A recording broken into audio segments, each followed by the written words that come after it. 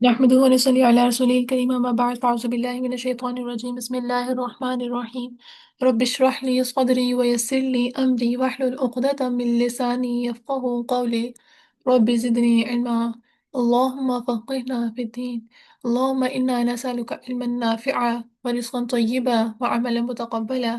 اللهم انفعنا بما علمتنا وعلمنا ما ينفعنا وزدنا علما اللهم يا مقلب القلوب ثبت قلوبنا على دينك اللهم يا مصرف القلوب صرف قلوبنا على طاعتك. Surah Al Imran, ayat number 6. بسم الله الرحمن الرحيم. هو الذي يصوركم في الأرحام كيف يشاء لا إله إلا هو العزيز الحكيم. هو الذي أنزل عليك الكتاب منه آيات محكمات هن الكتاب آيات محكمات هن الكتاب وأخر متشابهات فأما الذين في قلوبهم زيغ فيتبعون ما تشابه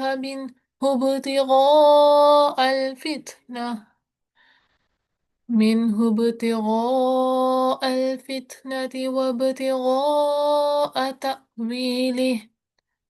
وما يعلم تأويله إلا الله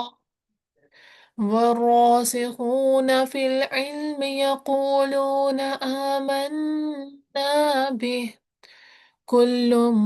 من عند ربنا وما يذكر إلا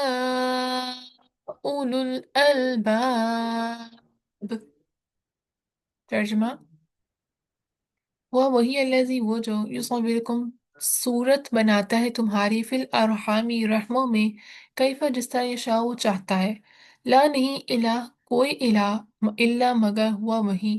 العزیز بہت زبردست ہے، حکیم خوب حکمت والا ہے۔ دنیا میں آج تک جتنے بھی شکل کے لوگ آئے نا، ان سب کی آپس میں شکلیں بہت مختلف ہیں۔ ایک ماں کے رحم میں مختلف بچے پیدا ہوتے ہیں، یہ جگہ ایک ہی ہے، سپرمز ہیں، ایگز وہ بھی ایک ہی پیرنٹس کے ہیں، بٹ اسٹل بچے ڈفرینٹ ہوتے ہیں۔ ایون ٹوئنس بھی بعض دفعہ ڈفرینٹ ہوتے ہیں، اگر سیم ہو جائے ان کے ہیبٹس بہت ڈفرینٹ ہوں گی۔ تو حضرت عیسیٰ علیہ السلام کے پیٹ میں بھی اللہ تعالیٰ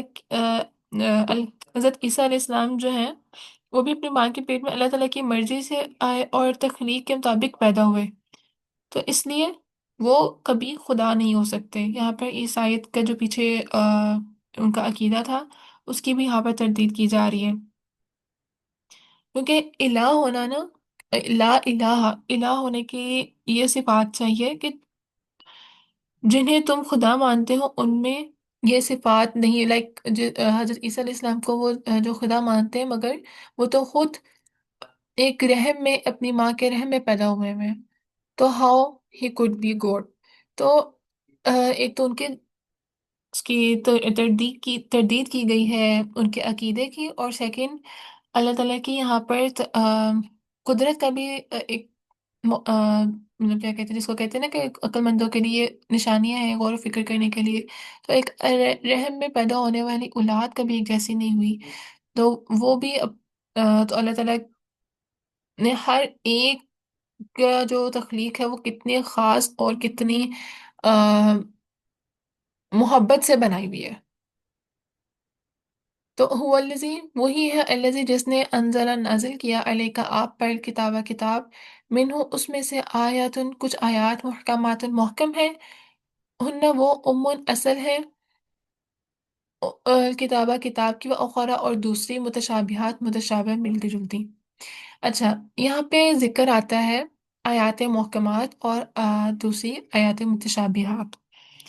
جو محکمات ہوتی ہیں نا، وہ آیات جس میں لفظ اور معنی کے اعتبار سے کوئی شک نہ ہو اور اس کا دوسرا مطلب بھی نہ لیا جا سکتا ہو، جیسے حلال حرام کے بارے میں آیات آتی ہیں، پھر کسی بارے میں آتی ہے کہ یہ تم نے کرنا ہے، امر حکم دیا جاتا ہے، اور کے بعض آیات میں منع کیا جاتا ہے ڈائریکٹ، تو ان سے انسان کو مکمل رہنمائی مل جاتی ہے۔ تو امن یہاں پہ لکھا نا، آیات محکمات ہن ام الکتاب، جو وہ آیات محکمات ہیں نا وہی اصل ہے کتاب کی، اور جو دوسری ہیں وہ خارا متشابہات، دوسری باہم ملتی جلتی ہیں۔ تو مطلب وہ آیات ان میں انسان آ، شبہ پا سکتا ہے، جس میں اس کو شک ہو سکتا ہے، کیونکہ وہ آیات ملتی جلتی ہیں، ڈائریکٹ اسٹریٹ فارورڈ نہیں ہے، کیونکہ آیات محکمات میں تو ڈائریکٹ اللہ تعالیٰ نے حکم دے دیا، اس سے پتہ چل جاتا ہے کہ انسان کو کہ اللہ تعالیٰ کی کیا مرضی ہے، مگر متشابہات میں ایسی آیات ہیں جو باہم ملتی جلتی ہوتی ہیں یا اور ان کے دو معنی دے رہے ہوتے ہیں۔ علامہ زمخشری نے اس آیت کی تفسیر میں لکھا ہے کہ صحت، پختگی، صداقت، نفع رسانی، درست بیانی اور تناسب الفاظ، کیفیت اور اعجاز وغیرہ میں اصولی طور پر قرآن کے بعض حصوں سے مشابہ ہیں۔ تو انہوں نے اس کا معائنہ مشابہ کے معنوں میں لکھا ہے، یعنی متشابہ آیات ایسا کلام جو دوسرے کلام سے ملتا جلتا ہو، کہ اس کی حقیقت سمجھنے میں دشواری ہو اور اس کی تفسیر کرنا بھی مشکل ہو، جیسے حروف مقطعات آتے ہیں، پھر آخرت کے بارے میں کچھ آیات ہیں، پھر اللہ تعالیٰ کی صفات کے بارے میں آیات آتی ہیں کہ جیسے اللہ تعالیٰ کا ہاتھ، پھر اللہ تعالیٰ کا عرش، پھر اس چیزوں کے بارے میں آیات جو انسان کی عقل سے بالا ہوں، جو انسان کی جو بصیرت ہے اس کا ادراک نہ کر سکتی ہوں، مطلب انسان نے نہ دیکھی ہو، جیسے جنت دوزخ کا بھی آتا ہے نا کہ ہم صرف امیجن کر سکتے ہیں جو پڑھا ہے، مگر اصل میں کیسے ہے یہ کوئی بھی نہیں جانتا۔ تو اس لیے قرآن مجید میں بھی نا دو طرح کے مضامین ہیں، ایک وہ جو انسان کی معلوم دنیا سے تعلق رکھتے ہیں، اور کچھ دوسری دنیا سے تعلق رکھتے ہیں جو اس کو ابھی معلوم نہیں ہے، اور نہ ہی اس کو ٹھیک سے امیجن کر سکتا ہے۔ حضرت عائشہ رضی اللہ عنہ کا قول ہے، مفہوم ہے، نبی صلی اللہ علیہ وسلم نے فرمایا کہ جب تم ان لوگوں کو دیکھو جو متشابہات میں جگڑتے ہیں تو انہیں چھوڑ دو۔ اب کوئی بھی آیات جن کا آپس میں میننگ ڈائریکٹ نہیں ہے، مثال کے طور پر جیسے یہاں پہ حروف مقطعات کا تھا، اب اس بیس پہ لڑنا کہ اس کا مطلب یہی ہے، تو نبی کریم صلی اللہ علیہ وسلم کی حدیث کے یہ ملتا ہے کہ ایسی آیات کو چھوڑ دو، ان پہ بحث نہیں کرو، جب اس کا معنی ہمیں دنیا میں کوئی نیکی سے سروکار نہیں دے رہا یا گناہ کی طرف نہیں دھکیل رہا، جیسے نماز پڑھنا ہے، نہیں پڑھیں گے تو گناہ ہوگا، اس میں کوئی شک نہیں ہے، لیکن پھر مقطعات کا معنی جاننا ضروری نہیں ہے، اگر ضروری ہوتا تو اللہ نبی کریم صلی اللہ علیہ وسلم کے تھرو یا صحابہ کرام کے تھرو میں پتہ چل جاتا، ٹھیک ہے؟ تو اس میں جھگڑنا کہ نہیں اس کا مطلب یہی ہے، نہیں اس کا مطلب وہ بھی جانتے ہیں یہ بھی جانتے ہیں مگر ہم تک نہیں پہنچا ہوا، تو ایسے ایک بات کہنا، ہم لوگ اپنے آپ سے کچھ کہہ دیں محبت میں، اور کسی چیز کو زیادہ عقیدت کے ساتھ بیان کر دینا، تو وہ چیز غلط ہو جائے گی۔ اگر ہم یہ بھی بات کہیں نا کہ اللہ تعالیٰ بھی جانتے ہیں اور نبی کریم صلی اللہ علیہ وسلم بھی اس کا علم رکھتے ہیں، تو اس میں بھی دیکھیں بھی کانفلکٹ آتا ہے کہ نبی کریم صلی اللہ علیہ وسلم نے تو سارا دن لوگوں تک پہنچا دیا، اور خطبہ حجۃ الوداع میں اللہ تعالیٰ سے کہا کہ اللہ تعالیٰ آپ گواہ رہنا کہ میں نے آپ کا دین ان تک پہنچا دیا، مکمل کر دیا۔ تو اگر ہم ایسا کہیں کہ نبی کریم صلی اللہ علیہ وسلم بھی جانتے تھے تو انہوں نے نہیں ہمیں بتایا، تو پھر یہ ان پر ایک طرح سے جھوٹ باندھنا ہو جائے گا، تو بہتر اس سے کہ جھگڑنے کے بجائے اس کو چھوڑ دیا جائے، جس کا ہمارے عمل سے کوئی لین دین نہیں ہے۔ اگر تو نماز میں آ رہا ہے نا، تو کوئی بہت اس کا عمل سے کوئی لین دین ہے کسی چیز کا، پھر بندہ اس کو کنسیڈر کرتا ہے۔ بہت سے صحابات کے واقعات آتے ہیں، بہت سے انبیاء کے واقعات آتے ہیں، ان میں جھگڑنا نہیں ہے۔ قرآن مجید میں اگر کوئی واقعہ آتا ہے نا، ڈیٹیل واقعہ کسی کا بھی نہیں ہے، ایون سورہ یوسف میں بھی نا ڈیٹیل واقعہ نہیں بتایا، وہ واقعات وہ پوائنٹس ہیں جہاں پر انسان کے لیے، مسلمان کے لیے سبق لیا جا سکے۔ تو قرآن مجید ٹو دی پوائنٹ ہے، اس میں کچھ ایکسٹرا نہیں ہے، جو کچھ اس میں بیان کیا گیا وہ انسان کی ہدایت کے لیے ہے تاکہ وہ اس سے سبق لے۔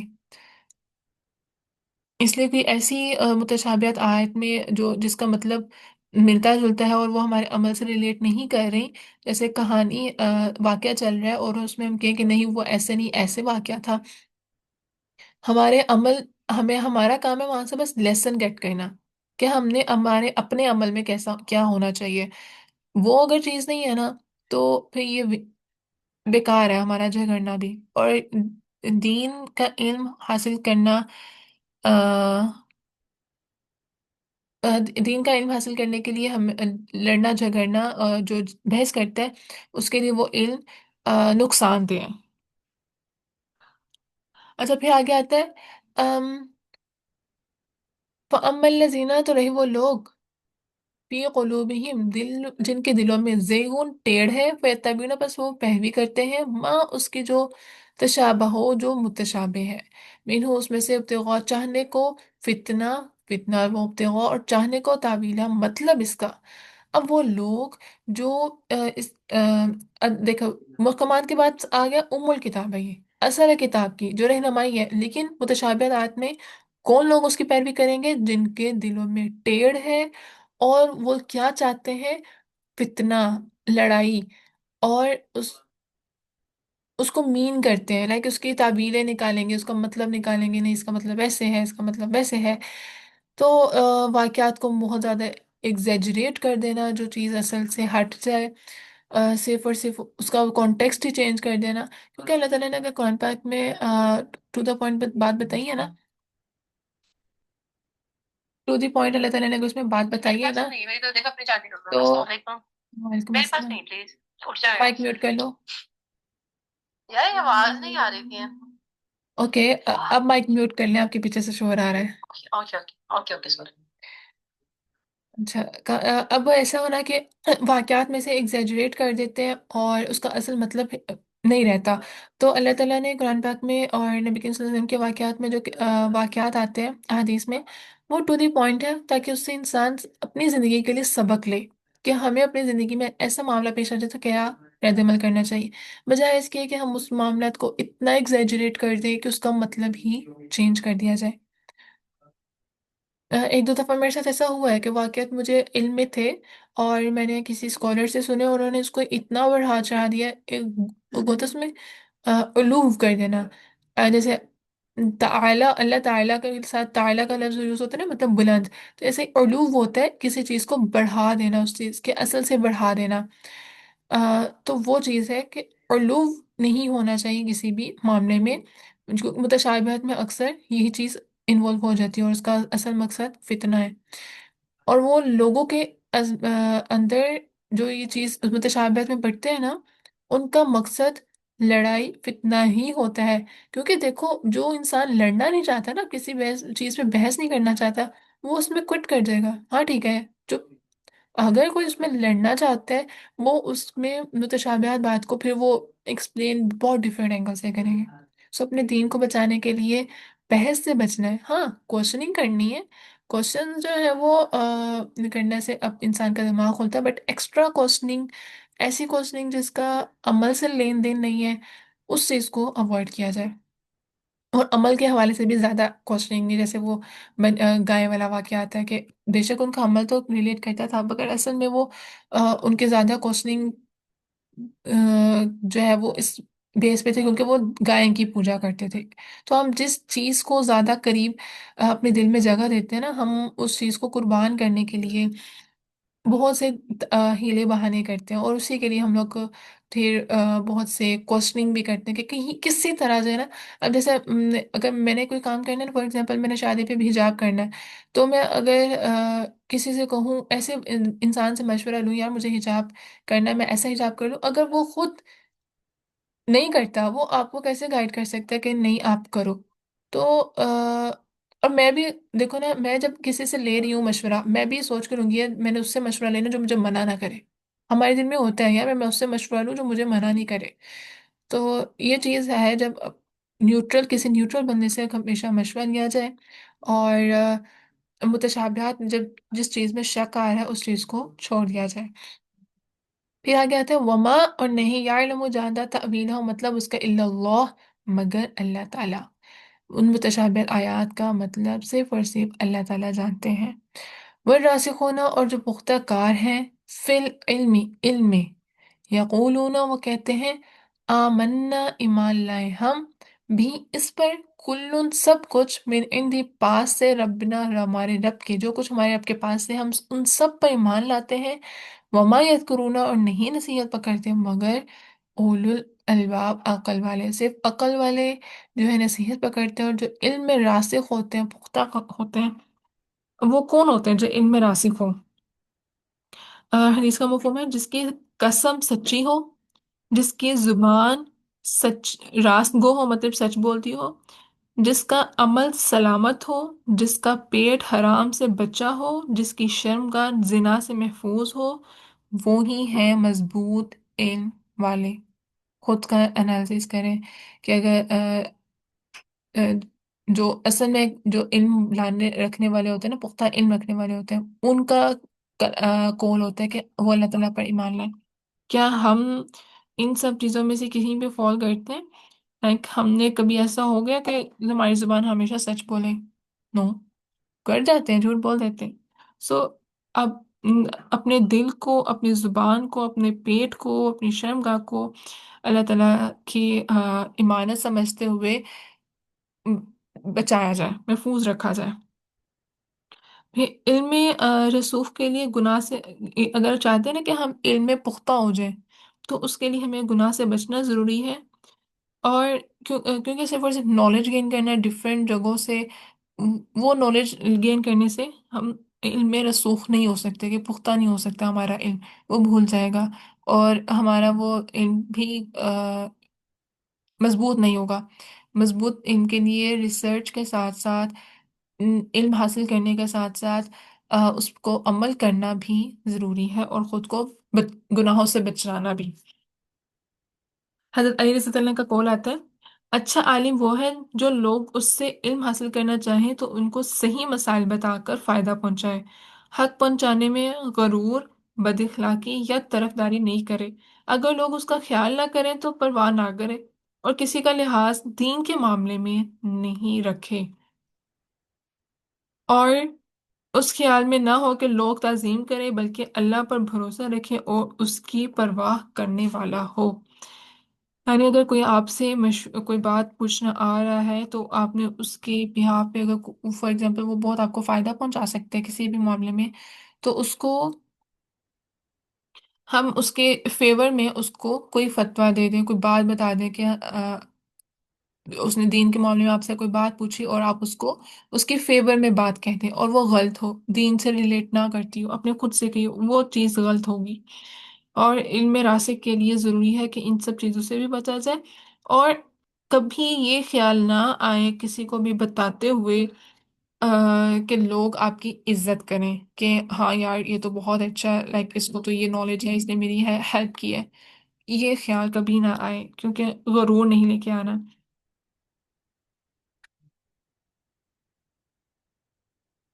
اچھا، ابھی آتا ہے یہاں پہ، کل من عند ربنا، سب کچھ ہمارے رب کے پاس سے ہے۔ یعنی اس سے کیا مطلب ہے کہ وہ کتنے دل کے مالک ہیں نا، کہ نہ تو کوئی ان کے اندر تعصب ہے، جو سمجھ آ جائے وہ بھی مان لیتے، جو نہ سمجھ آئے وہ بھی مانتے ہیں کہ یہ اللہ تعالیٰ کی طرف سے آیا۔ جیسے حروف مقطعات ہیں، یا کچھ واقعات ہیں جن کی سمجھ نہیں آتی، ان میں بحث نہیں کرتے، بٹ کہتے تھے کہ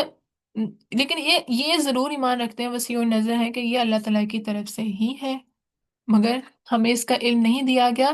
تو ہمیں اس میں آ، کودنے کی ضرورت نہیں ہے۔ ایک حدیث کا مفہوم آتا ہے، مجھے میری امت پر تین باتوں کا ڈر ہے۔ نمبر ایک، مال کی کثرت، جس جس سے حسد اور بغض پیدا ہو جائے گا۔ سیکنڈ نمبر پہ اللہ تعالیٰ کی کتاب کی تعویل کے پیچھے پڑ جائیں، مطلب اس کی تفسیر کے پیچھے پڑ جائیں، حالانکہ اس کا اصلی مطلب اللہ تعالیٰ ہی جانتا ہے، اور راز کے علم والے کہہ دیتے ہیں کہ ہمارا اس پر ایمان ہے، یعنی کہ وہ تعویل نہیں نکالتے قرآن پاک میں۔ پھر تھرڈ، علم حاصل کر کے اس کو بے پرواہی سے ضائع کر دیں گے، اور علم بڑھانے کی جستجو چھوڑ دیں گے۔ کہیں ایسا تو نہیں کہ کہیں ایسا تو نہیں کہ ہم علم حاصل کرنے کے بعد اس کو اس کلاس کی حد تک چھوڑ دیتے ہیں؟ کیونکہ یہ حدیث تو پتہ ہے نا کہ اللہ تعالیٰ نبی صلی اللہ علیہ وسلم کو ارشاد ہے کہ ایک آیت بھی پتہ چلے تو اس کو لوگوں تک پہنچاؤ، مگر ہم کیا اس میں تو نہیں فال کر رہے کہ یا تو ہم لوگ اس کو بے پرواہی سے ضائع کر دیں، نہ تو اس کو آگے پہنچا رہے ہیں، نہ اس پہ خود عمل کر رہے ہیں، اور وہ آہستہ آہستہ ہمارے دماغوں سے بھول جائے گا، غائب ہو جائے گا، اور نہ ہی ہم لوگ اتنا پڑھ کے در کے بس یار میں نے ایک دفعہ قرآن پڑھ لیا دیٹس اٹ، مجھے اور مزید پڑھنے کی ضرورت نہیں ہے، کہیں سے پڑھنے کی ضرورت نہیں ہے مجھے. تو یہ تین لوگوں کے بارے میں نبی صلی اللہ علیہ وسلم نے کا اظہار کیا تھا. اچھا، پھر یہ بھی کوشچن آتا ہے نا کہ متشابہت آیت اللہ تعالیٰ نے نازل کیوں کی؟ اللہ تعالیٰ آیات محکمات ہی نازل کر دیتا، ایسی آیات کیوں ہی نازل کی جس میں شبہ ہے؟ کیوں؟ تاکہ دوسری دنیا میں جانا ہے تو اس کا آ، ایک انسان ہے، اس نے یہاں پر تو رہنا نہیں، اور اس کو ڈفرینٹ طریقوں سے ٹیسٹ کیا جائے گا، آزمایا جائے گا. تو یہ اس کی آزمائش ہی ہے کہ آزمائش کے طور پر آ، انسان کے کہ وہ عمل کی باتوں کو پکڑتا ہے یا پھر بحث کی باتوں کو. اور آج ایسا ہی ہے، کہیں پر دین کی بحث ہو جائے بہت سارے لوگ اکٹھے ہو جائیں گے، مگر کہیں وہیں پر نماز کا ٹائم ہوگا نا، کوئی بھی اکٹھا نہیں ہوگا، کوئی نہیں جائے گا. سب کے کوئی نہ کوئی ایکسکیوز ہے، وضو نہیں ہے میں گھر جا کے پڑھوں گی،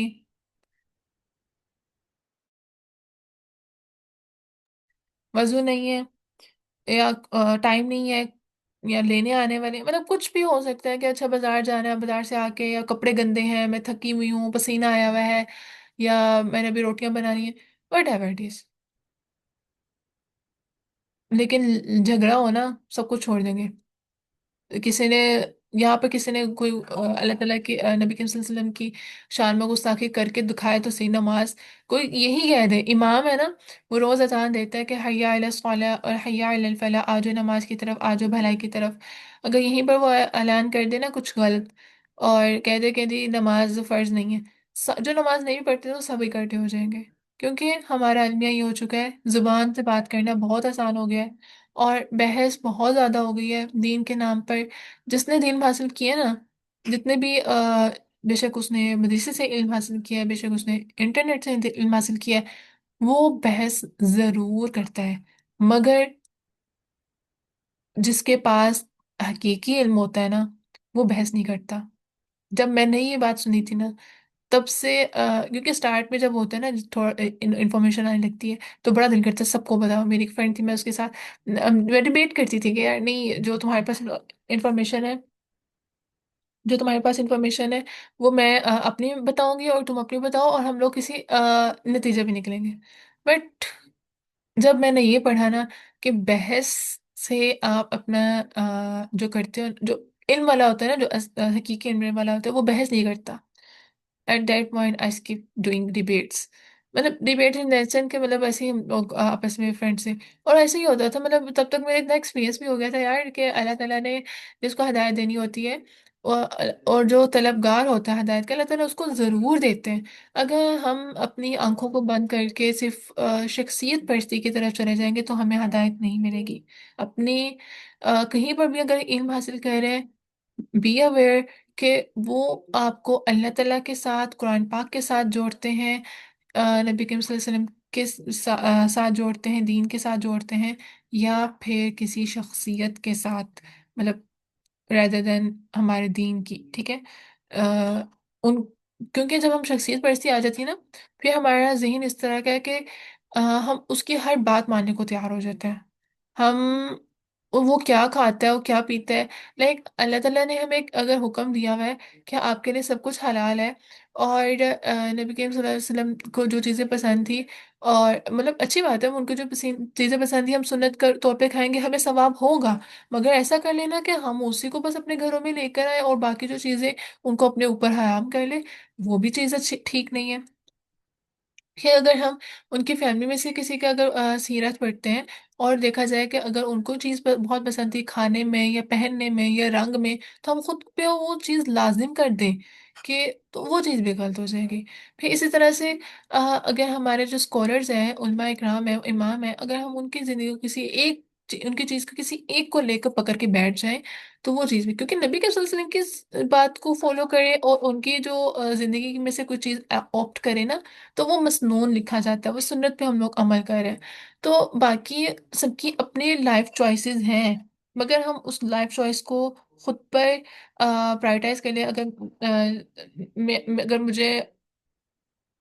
ایک اسکالر ہے، مجھے میری استاذہ بہت اچھی لگتی ہے، ٹھیک ہے، اور ان کو جو ہے نا یہ پھل بہت پسند تھا، یا پھر ان کو، یا ان کی عادت تھی کہ انہوں نے جو ہے نا یہ والی تسبیح روز کرنی ہے، مگر اور ان کو وہ بے شک اپنے اللہ تعالیٰ سے وہ قرب کے لیے کرتی ہوں، وہ اپنے لیے کھاتی ہوں، خود کرتی ہے، لیکن میں اس لیے کر رہی ہوں کہ وہ کرتی تھی، اس لیے میں یہ کر رہی ہوں۔ یا انہوں نے کوئی دعا خود سے بنائی، انہوں نے بتائی کہ یہ دعا کرو، تو میں نے وہ دعا خود پڑھنا شروع کر دی، rather than this کہ وہ اللہ تعالیٰ نے قرآن مجید میں لکھی ہے یا پھر نبی کریم صلی اللہ علیہ وسلم کی حدیث سے ثابت ہے یا نہیں، بٹ میں اس کو جسٹ اس نیت سے پڑھ رہی ہوں کہ انہوں نے پڑھی تھی۔ ہو سکتا ہے وہ نبی کریم صلی اللہ علیہ وسلم کی حدیث سے بھی ثابت ہو، لیکن میری شخصیت پرستی وہ ہو جائے گی کہ میں نے یہ سنا کہ وہ پڑھتی تھی تو میں نے بھی پڑھنا ہے۔ نو، ہم نے اس لیے پڑھنا ہے کیونکہ ہمارے نبی کریم صلی اللہ علیہ وسلم نے ہمیں سکھایا ہے، اور جو انہوں نے سکھایا ہے اس پر عمل کریں گے، ایک تو نیکی تو ملے گی، اور ساتھ ہی ساتھ سنت پر فالو کرنے کی بھی اجر ہمیں ملے گا، رائٹ؟ ہاں اس